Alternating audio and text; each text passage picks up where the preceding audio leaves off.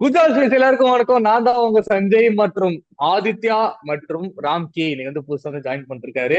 So இன்னைக்கு நம்ம என்ன பார்க்க போறோம் பாத்தீங்கன்னா, ஃபோர்த் டெஸ்ட், அதாவது இந்தியா vs இங்கிலாந்து. ஸோ இதுக்கு முன்னாடி 3 டெஸ்ட் நடந்துச்சு இல்லையா? அதுல வந்து இங்கிலாந்து வந்து லீட் ஆகி 2-ஆ இருக்காங்க, நம்ம ஒண்ணா இருக்கோம்.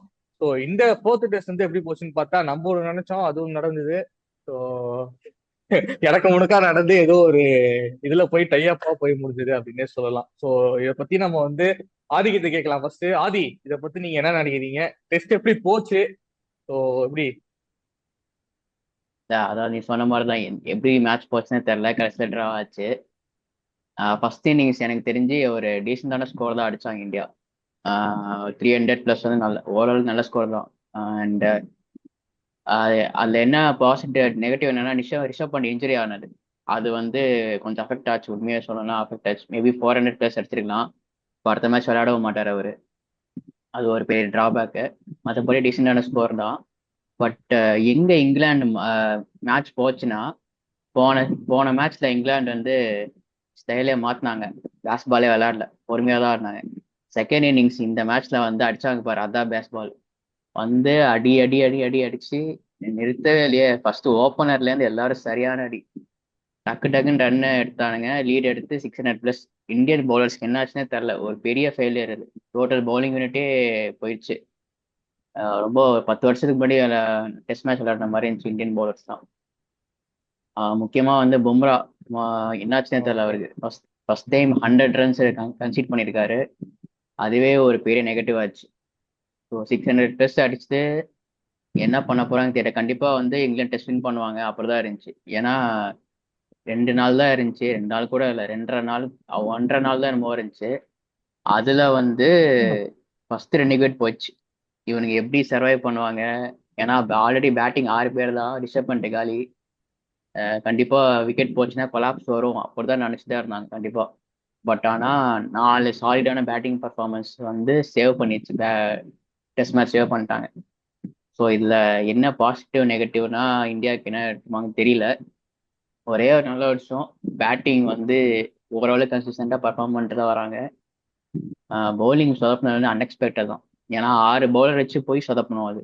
அது என்ன என்ன நடந்துச்சுன்னு தெரியல. கேப்டன்சி தான் இஷ்யூவான்னு நிறைய பேர் சொல்லிட்டு இருந்தாங்க. இந்த மாதிரி கேப்டன்சி தான் இஷ்யூவா இருந்துச்சு, ரொட்டேட் பண்ணல சரியா கில்லு. வாஷிங்டன் சுந்தர கண்ணிலே காமிக்கல அவங்களுக்கு ஓகே. அப்பெல்லாம் சொல்லிட்டு இருந்தாங்க. ஸோ ஓவராலா வந்து கண்ணாப்பினான match. But India at the end of the day India கொஞ்சம் சந்தோஷமா இருப்பாங்க. எல்லா பாரத்தையும் நெக்ஸ்ட் மேட்ச் 3 நாள் ஐ அடுத்த மேட்ச் திங்க் ஆரம்பிக்க போது. அதான் வாஷிங்டன் சுந்தர் வந்து அண்டர் ரேட்டட் பிளேயரா தான் வந்து கன்சிடர் பண்றாங்கன்னு தோணுது. அது இல்லாம காம்போஜ் வந்து இந்த ஸ்குவாட்ல வந்து தேவையாங்கிற மாதிரி எனக்கு யோசனையாக இருந்தது. அவர் ஒரு எதிர்பார்ப்போர்லாம் கொண்டு வந்தாங்க. ஏன்னா அவர் நல்லா பவுலிங் போட்டு இருந்தாரு. பட் சுத்தமா செட் ஆகல. கம்போஜ் ஒழுங்க, பும்ராவே ஒரு மாதிரி ஆயிடுச்சு. அவர் விக்கெட் எடுக்காதது அப்புறம் எல்லாரும் திணறாங்க. ஐயோ பும்ரா விக்கெட் எடுக்கலையா, அப்ப நம்ம எப்படி விக்கெட் எடுக்கணும் அப்படிதான் நினைச்சிருந்தாங்க. அப்படிதான் தோணுச்சு எனக்கு. சிராஜ் ஒரு பக்கம் போட்டுட்டு இருந்தாரு. பட் ஓவராலா சொதப்பல் தான். பட் ஒரே ஒரு பும்ரா பாசிட்டிவ் என்னன்னா, போட்டு தேய்ச்சா அவன் எப்படிடா ஒரு கட்டத்துக்கு மேல அவனுக்கு பேசவே வரலடா. பாவமா இருந்தது எனக்கு இந்த பாக்குறதுக்கு. மேட்ச் ஆமா, ஒன் ஃபார்ட்டி ஒரு மாதிரி போடவே இல்லை ஆயிட்டான். பெருசா. ஆமா, ஒன் யாரும் ஃபார்ட்டி ஆஹ் பேசவே கீழே இல்லை. தான் போட்டுட்டு இருந்தான். ஆமா, ஒரு பஞ்சே இல்லை பவுலிங்ல. அதனாலேயே சொதப்பிட்டாங்க. But at end of the day match save பண்ணிட்டாங்க. அது போக வந்து வாஷிங்டன் சுந்தர் ஒரு ஒரு நல்ல டெஸ்ட் மேட்ச் பிளேயர் டெவலப் ஆயிட்டாரு. ஆல்ரெடி நல்ல பிளேயர் தான் அவரு. பட் இன்னும் கொஞ்சம் இப்போ அதான் ஆக்சுவலா இது செட் லாஸ்ட் ஆயிட்டாரு. டெஸ்ட் அப்பவே சொன்னாங்க இந்த மாதிரி வாஷியை வந்து தூக்கி லாஸ்ட் ஆட வைக்கிறீங்க, செவன் டவுனு அவர் தூக்கி மேபி கருண் நாயக்கு அப்புறம் வர வச்சா நல்லா இருக்குமே அப்படிங்கிற மாதிரி ஏதோ சொல்லியிருந்தாங்க. பட் அதுக்கேத்த மாதிரி இன்னைக்கு இறக்கி விட்டாங்க, அண்ட் ப்ரூவும் பண்ணிட்டாரு. ஸோ ஆமா, அதுதான். ராம்கி அவர் இன்னும் சொல்லுங்க. அவர் உங்கள்கிட்ட இன்னும் டாப் 3 ஆடலாம் சொல்லாம எனக்கு தெரிஞ்சு. அதுதான் ஃபர்ஸ்ட் என்னன்னா, ஸ்குவாட் செலெக்ஷனே தப்பு. நம்ம கேப்டன்சி இஷ்யூ போறதுக்கு முன்னாடி கோச்சிங்கே இஷ்யூ தான் அங்க. ஏன்னா எனக்கு தெரிஞ்சு கில் வந்து சொல்லி செய்யறாங்களா? எதுவுமே கிடையாது, அதெல்லாம் நடக்கல. நான் அதே கேட்கறேன். ஹர்ஷித் ராணா வச்சிருந்தாங்க ஃபர்ஸ்ட் டெஸ்ட்ல. சம்பந்தமே இல்லாம இந்தியாவில் ஒருத்தர் இருந்தாரு கம்போஜ், அவரை கூட்டின்னு உள்ள வரீங்க. 125ல போடுறாரு பாவம். அவரையும் ஒன்றும் சொல்ல முடியாது.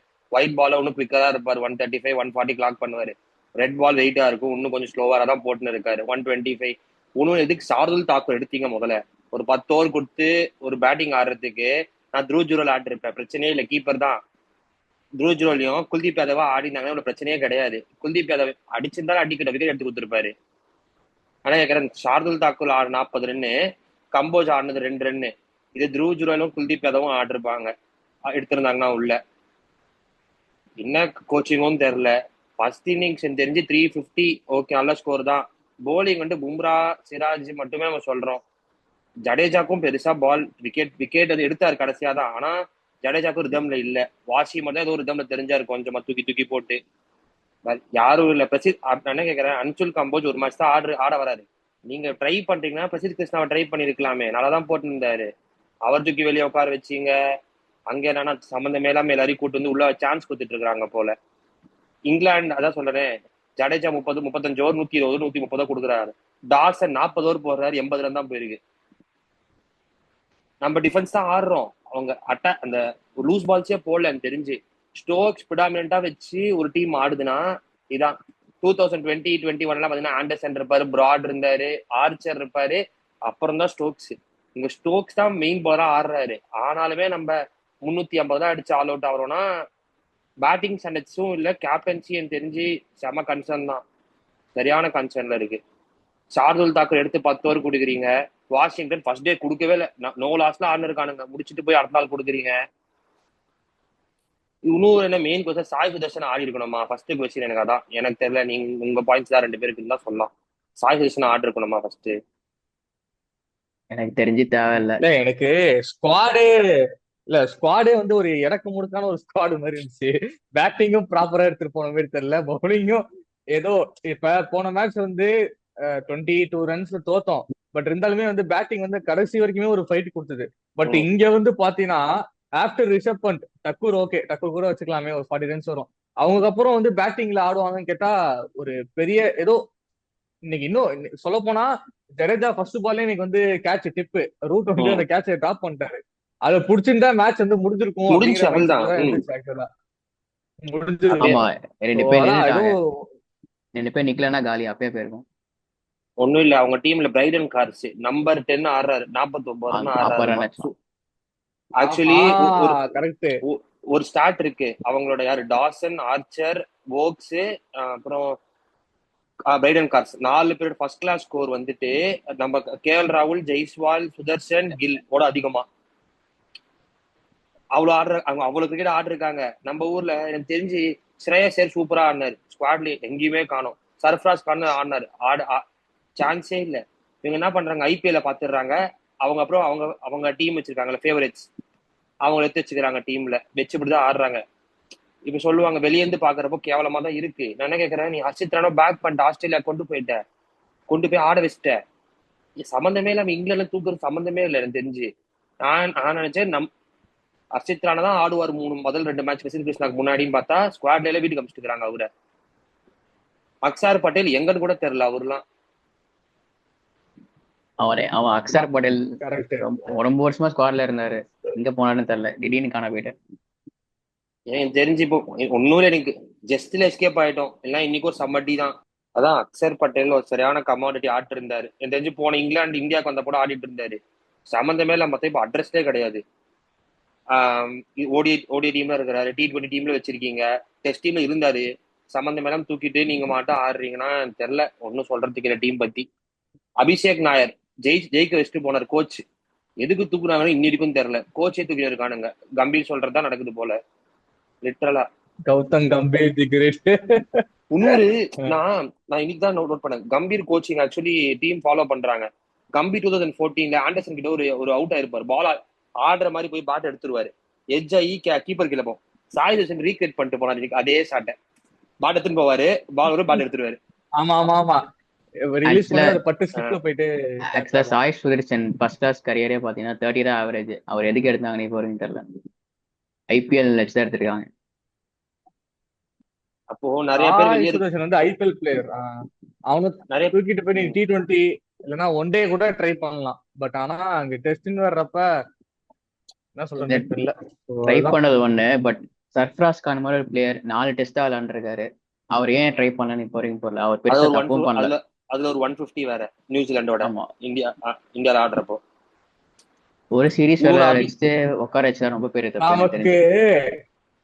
நீங்க நின்ட்டானுங்க, ஆனா நமக்கு வந்து ஒரு டெஸ்டா ப்ராப்பரா டிராவிட், புஜாரா அந்த மாதிரி ஒரு பிளேயர் நம்ம கிட்ட இல்லவே இல்ல. So இல்ல அதுதான் இல்ல நம்ம இப்ப நான் என்ன வாஷிங்டன் சொல்றேன், சுந்தர் ஏதோ ஆடுறாரு கரெக்ட். சூப்பரா. ஃபைன். அபிமன்யு ஈஸ்வரன் ஒருத்தர் வச்சிருக்காங்க, வெஸ்ட் பெங்கால்ல இருந்து ஆடுறவரு.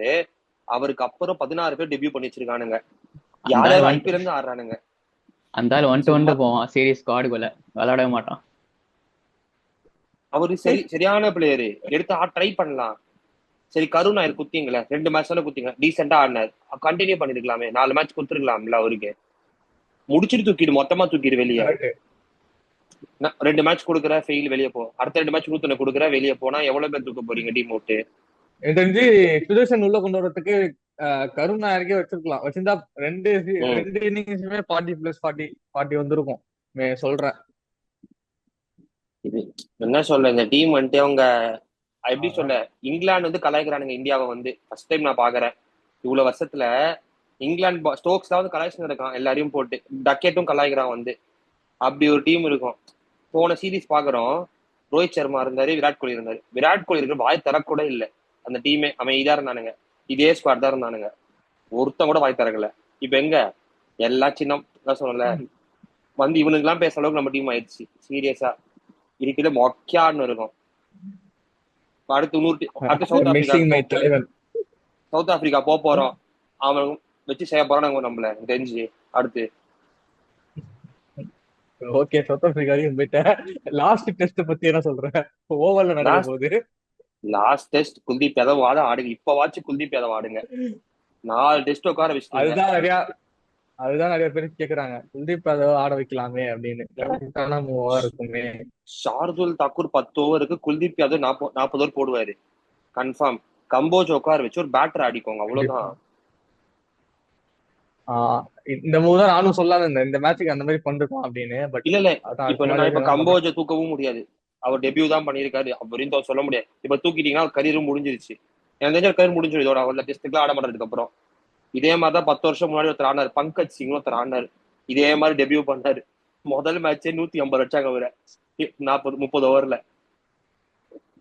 2 டெஸ்ட் மேட்ச் ஆனாரு, அதுக்கப்புறம் இந்தியாவுக்கே திருப்பி காணும் அவரு. ஆடுறதே கிடையாது. 2014 ஆனாரு, இப்போ 25 கம்போஜ் ஆடுறாரு. இதான் நடக்குது. அடுத்த மேட்ச் ஆடுவாரு, அதுக்கப்புறம் ஸ்குவாட்ல இருக்க மாட்டாரு. அடுத்த மேட்ச் பும்ரா ஆடுவாங்க. ஏதோ இன்னைக்கே 3 மேட்ச் ஆடிட்டான். பும்ரா ஆடுவானான்னு தெரியல. அடுத்த மேட்ச் ஜெயிச்சிருவோம் நம்ம. ஆனா இந்த மேட்சே வந்து ஜெயிச்சிருந்தானா முடிஞ்சிருக்கும். இப்ப ஏதோ ஒரு லக்குன்னு வச்சுக்கோங்க, லக்ல போயிட்டு ஏதோ நின்னு டைப் பண்ணிட்டானுங்க. இப்ப அடுத்த மேட்ச் வந்து நம்ம இந்த டைப் பண்ணதுக்கு அடுத்த மேட்ச் ஃபயரா ஓரளவுக்கு ஜெயிச்சாதான் நமக்கு ஈக்குவல் ஆகும். கரெக்டா?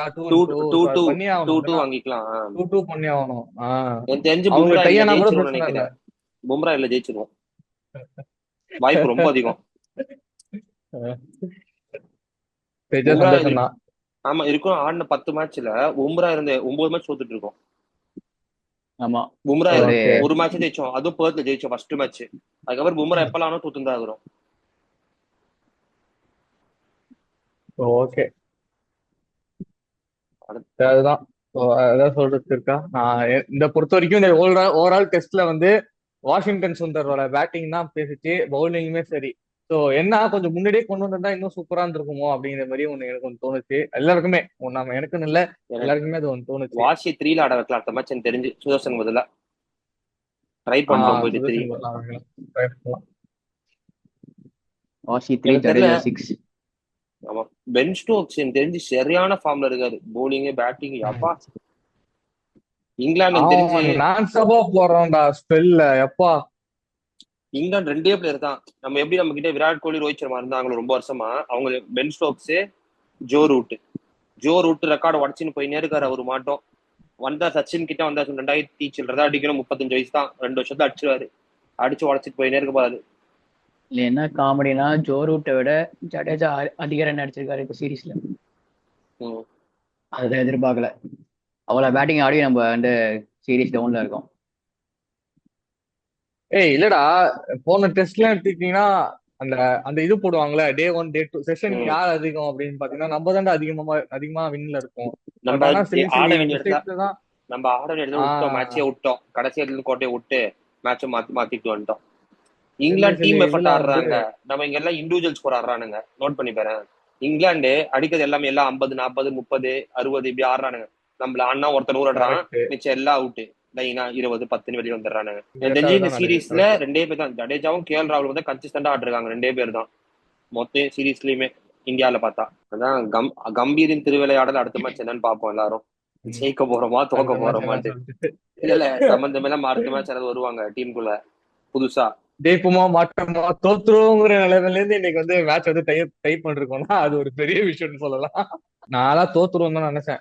ஸோ 0-2. ஸோ அந்த விஷயத்துல வந்து கில் அண்ட் கேஎல் ராகுல் வந்து ஆட்ஸ் ஆஃப் பண்ணாங்க. ஏன்னா 2 பேருமே அங்க ஸ்டாண்ட் பண்ணி அந்த ஓரளவுக்கு கொண்டு போனதுக்கு.